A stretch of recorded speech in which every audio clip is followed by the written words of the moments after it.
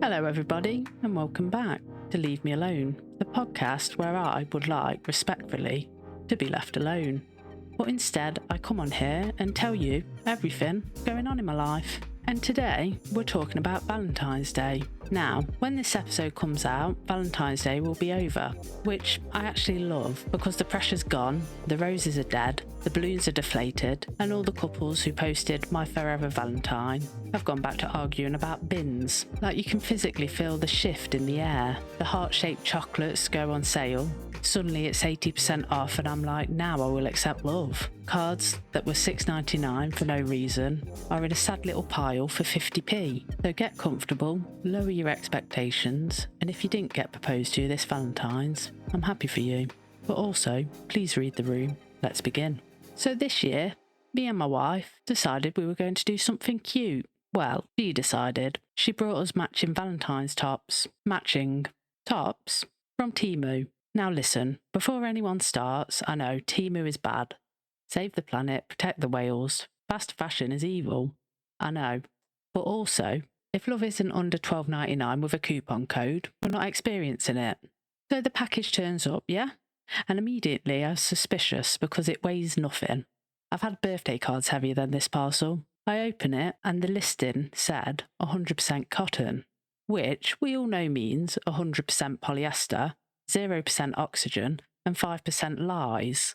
Now, when I tell you these tops were thin, I held mine up to the light and I could see through time, not just my bra. I could see my past decisions. It wasn't fabric, it was a suggestion. Like if the wind picked up, I'd just float away. No insulation, no protection, just vibes. I've worn thicker napkins. I said to her, babe, this isn't a t-shirt, this is a fishing net. Honestly, save the seas, just start buying Valentine's outfits from Temu because somewhere in the ocean, a boat has lost equipment and Temu said, perfect, ship it. They didn't even redesign it. They just put a heart on it and called it romance. If I fell in water, I'd have caught cod. The Coast Guard would have registered me as active fishing gear. And she's like, aren't they cute? Cute? Babe, I can see your spine. I can see your future. And I can see your internal organs filing a complaint. If you turn sideways, you disappear. If a seagull gets hungry, you're in danger. But once you've spent £4.12 on romance, you commit. We wore them. We took a photo. Freezing. Static charged. Festive fishing nets in love. Nothing says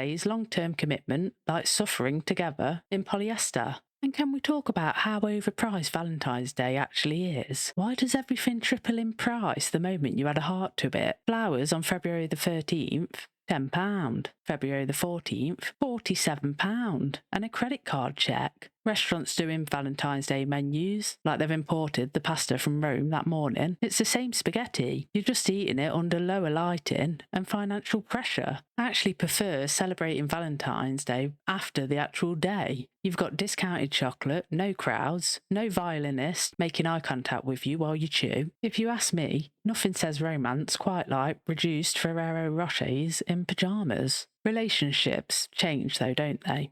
At the start, it's all candles, gifts, effort, handwritten cards. You're shaving your legs on a Tuesday for no reason. Years in, it's, do you want to get a takeaway in an early night? Romance becomes logistical. Google calendars, shared to-do lists, arguing about who booked the dentist. And nothing humbles your romantic life faster than having a child, because now Valentine's Day sits between nursery drop-offs and bath time. Our romantic evening this year was sandwiched between reading The Gruffalo and negotiating how many fish fingers constitutes as a balanced meal. And now we're entering a whole new era, because our little boy starts primary school next September, which feels illegal, because I swear he was born about 12 minutes ago. So recently, instead of planning our Valentine's dates, we've been touring primary schools. Nothing kills the romance quite like walking around a hall that smells faintly of PVA glue and ambition. You're holding hands one minute, the next minute you whisper arguing about Ofsted reports. And why does picking a primary school feel like applying for your university? It's 4. He still eats beige food and thinks dinosaurs work in construction. Why am I so stressed? And then I remember, oh yeah, because we're not just picking a school, we're checking if it's safe for our family. Because when you're in a same-sex couple, you're not just looking at reading levels and playgrounds. You're scanning the environment like undercover inspectors. You're looking at posters on the wall like, okay, Diversity Week. Good start. You're reading policies you didn't even know exist, and you're clocking language on the website. Does it say parents or does it say mums and dads? Because those little things tell you a lot. You start wondering, are there other families like ours? Will he feel different? Will he get questions? Will teachers know how to handle that? And kids are kids.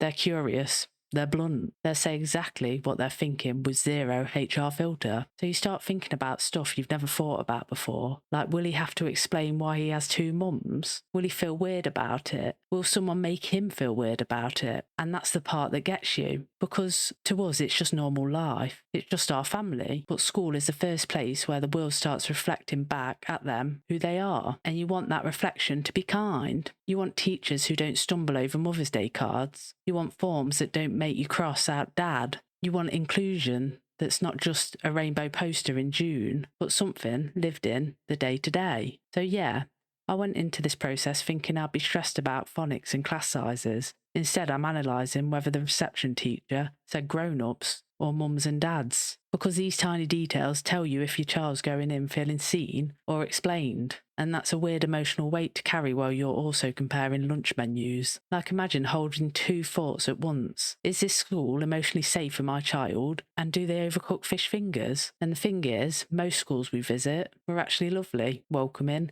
warm, trying the best, but you still walk away doing that parent spiral of, will he be okay? Because starting primary school is big anyway, but when your family looks a little different, it feels even bigger. But yeah, it's mad how life shifts. 1 minute you're stressed about Valentine's Day outfits, the next minute you're touring primary schools and pricing up tiny blazers. Romance used to be surprise gifts. Now it's, did you fill out the admission form? Nothing keeps the spark alive like a shared Google Calendar and school deadlines.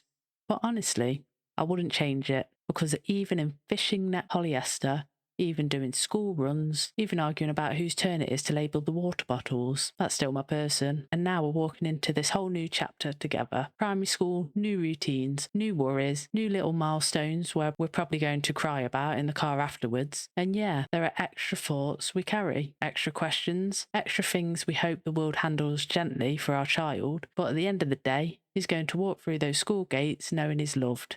Completely, unapologetically, in fishing net tops and all. So yeah, Valentine's Day might be over, the balloons might be deflated, life might look very different from what it did when we first met, but love just changes shape.